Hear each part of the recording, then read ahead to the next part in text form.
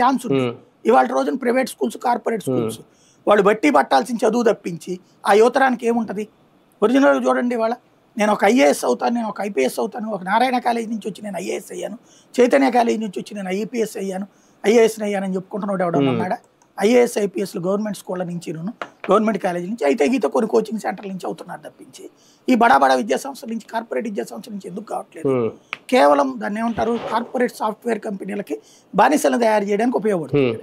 ఒకనాడు బ్రిటిష్ వాళ్ళ టైంలో గుమస్తాగిరి ఉద్యోగాల కోసం మన నలంద విశ్వవిద్యాలయం లాంటి విద్యాలయాలను చంపేసేసి మనకున్నటువంటి కుల ఇతర వృత్తిపరమైనటువంటి విద్యలను దూరం చేసేసి కేవలం ఇంగ్లీష్ చదువు కూడా ఆడికి కావాల్సింది రాసి పెట్టడం వస్తే చాలు ఉద్యోగం అనేటటువంటి విధంగా తీసుకొచ్చారు.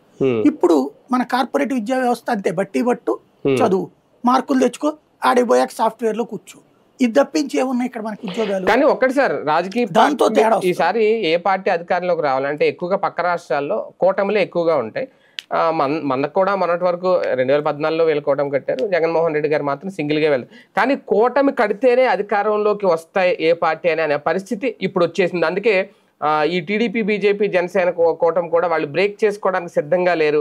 ఎవరు విడిగా ఉన్నా సరే గెలుపు అవకాశాలు చాలా తక్కువే. ఈ పరిస్థితి ఎందుకు వచ్చింది ఆంధ్రప్రదేశ్లో? సామాజిక సమీకరణాల, ఈ కులాల ఓట్లు, ఈ లెక్కల వల్ల అందరూ కలిస్తే గానీ ఆ ఓటుని ఓడిసి పట్టుకుంటే గానీ అధికారంలోకి రాలేమనే పరిస్థితికి రావడానికి రాజకీయ పార్టీ